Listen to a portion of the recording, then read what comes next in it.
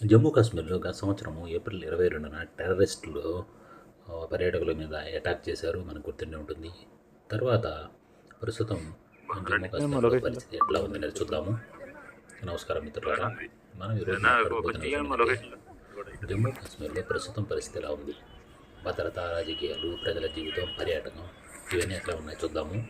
భద్రతా పరిస్థితి చూస్తే జమ్మూ కాశ్మీర్లో ప్రస్తుతం భద్రత అనేది అత్యంత కట్టుదిట్టంగా కొనసాగుతూ ఉంది. సరిహద్దు ప్రాంతాలు, లైన్ ఆఫ్ కంట్రోల్ దగ్గర ఆర్మీ, సిఆర్పిఎఫ్ పోలీసులుగా అయితే బాగా పెరిగింది. డ్రోన్ల ద్వారా చొరబాటు ప్రయత్నాలు ఉండే అవకాశం ఉన్న కారణంగా భద్రతా బలగాలు అప్రమత్తంగా ఉన్నాయి. అయితే ప్రత్యేక హింసా సంఘటనలు మాత్రం తగ్గాయి. ఇకపోతే రాజకీయ పరిస్థితి ఆలోచిస్తే కేంద్ర పాలిత ప్రాంతంగా 2019 తర్వాత జమ్మూ కాశ్మీర్ కొనసాగుతూ ఉంది. కాకపోతే ఏంటంటే దీనికి రాష్ట్ర హోదా పునరుద్ధరణ చేయాలి, ఎన్నికలు నిర్వహించాలని చెప్పేసి రాజకీయ వర్గాలు పోరాటం ఉన్నాయి. కాకపోతే ప్రజల సాధారణ జీవితం ఎట్లా ఉంది చూస్తే సాధారణంగా కాలేజీలు, స్కూల్స్ పనిచేస్తూ ఉన్నాయి, మార్కెట్లు తెరిచే ఉన్నాయి, ప్రభుత్వ కార్యాలయాలు కూడా పనిచేస్తూ ఉన్నాయి.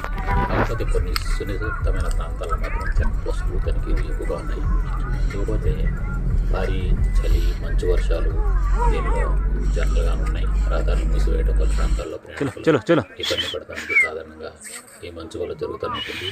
ఇకపోతే పర్యాటక అనేది ఇటీవల కాలంలో మెల్లగా పొందుకుంటూ ఉంది. దేశం నలుమూల నుంచి టూరిస్టులు మెల్లగా వస్తూ ఉన్నారు. హోటల్స్, స్పోర్ట్స్కి అయితే కొంచెం డిమాండ్గా పెరిగినట్టుగా ఉంది. ఇదన్నమాట ప్రస్తుత తాజా పరిస్థితి.